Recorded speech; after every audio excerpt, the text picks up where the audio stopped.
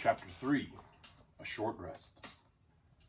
They did not sing or tell stories that day, even though the weather improved, nor the next day, nor the day after. They had begun to feel that danger was not far away on either side. They camped under the stars, and their horses had more to eat than they had, for there was plenty of grass, but there was not much in their bags, even with what they had got from the trolls. One morning they forded a river at a wide, shallow place full of the noise of stones and foam. The far bank was steep and slippery. When they got to the top of it, leading their ponies, they saw that the great mountains had marched down very near to them. Already they seemed only a day's easy journey from the feet of the nearest. Dark and dreary it looked, though there were patches of sunlight on its brown sides, and behind its shoulders the tips of snow peaks gleamed. "Is that the mountain?" asked Bilbo in a solemn voice, looking at it with round eyes. He had never seen a thing that looked so big before. "Of course not," said Balin. "That is only the beginning of the Misty Mountains, and we have to get through or over or under those somehow before we can come into Wilderland beyond. And it is a deal of a way even from the other side of them to the Lonely Mountain in the east where Smaug lies on our treasures."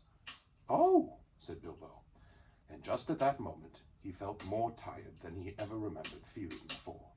He was thinking once again of his comfortable chair before the fire in his favorite sitting room in his hobbit hole, and of the kettle singing.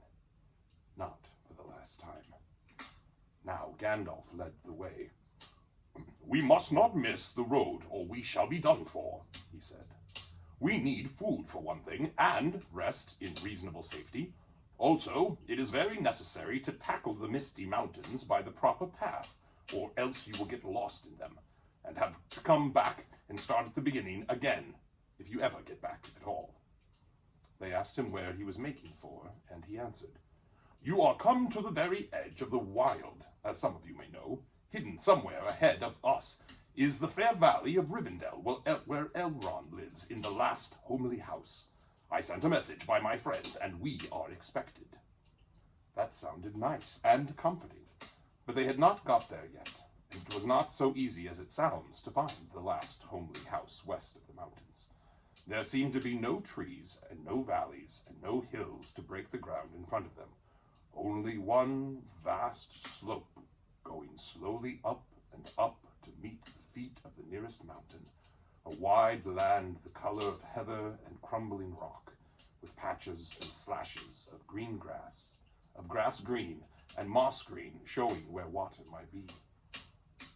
Morning passed, afternoon came, but in all the silent waste there was no sign of any dwelling. They were growing anxious, for they now saw that the house might be hidden almost anywhere between them and the mountains. They came on unexpected valleys, narrow with deep sides that opened suddenly at their feet, and they looked down surprised to see trees below them and running water at the bottom. There were gullies that they could almost leap over, but very deep with waterfalls in them. There were dark ravines that one could neither jump nor climb into. There were bogs, some of them green, pleasant places to look at, with flowers growing bright and tall, but a pony that walked there with a pack on its back would never have come out again. It was indeed a much wider land from the ford to the mountains than ever you would have guessed. Bilbo was astonished.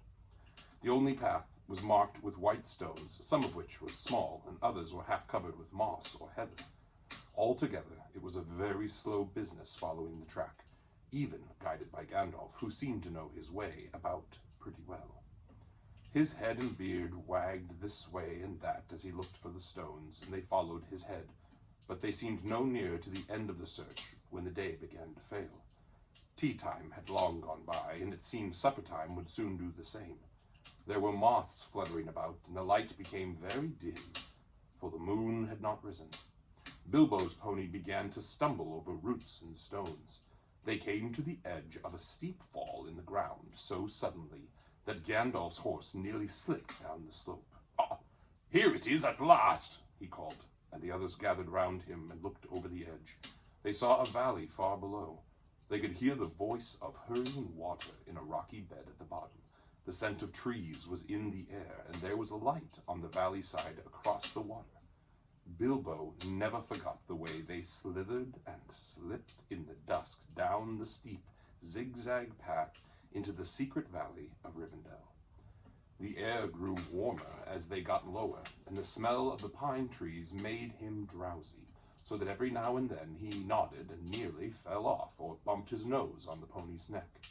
Their spirits rose as they went down and down. The trees changed to beech oak, and there was a comfortable feeling in the twilight. The last green had almost faded out of the grass when they came at length to an open glade not far from the banks of the stream. It smells like elves, thought Bilbo, and he looked up at the stars. They were burning bright and blue. Just then there came a burst of song like laughter in the trees. "Oh, what are you doing, and where are you going? Your ponies need shoeing, the river is flowing. Oh, tra-la-la-la-lay, here down in the valley. Oh, what are you seeking, and where are you making? The faggots are reeking, the bannocks are baking. Oh, trill-lily-lolly, the valley is jolly. Ha-ha! Oh, where are you going, with beards all a-wagging? No knowing what brings Mr. Baggins and Balin and Dwalin down into the valley in June. Ha ha! Oh, will you be staying? Oh, will you be flying? Your ponies are straying, the daylight is dying. To fly would be folly, to stay would be jolly, and listen and hark to the end of the dark, to our tune, ha ha." So they laughed and sang in the trees, and pretty fair nonsense, I dare say you think. Not that they would care. They would only laugh all the more if you told them so. They were elves, of course. Soon Bilbo caught glimpses of them as the darkness deepened. He loved elves, though he seldom met them. But he was a little frightened of them, too. Dwarves don't get on well with them. Even decent enough dwarves like Thorin and his friends think them foolish, which is a very foolish thing to think, or get annoyed with them. For some elves tease them and laugh at them, and most of all at their beards. "Well, well," said a voice, "just look. Bilbo the Hobbit on a pony, my dear. Isn't it delicious? Most astonishing wonderful." Then off they went, into another song, as ridiculous as the one I have written down in full. At last one, a tall young fellow, came out from the trees and bowed to Gandalf and to Thorin.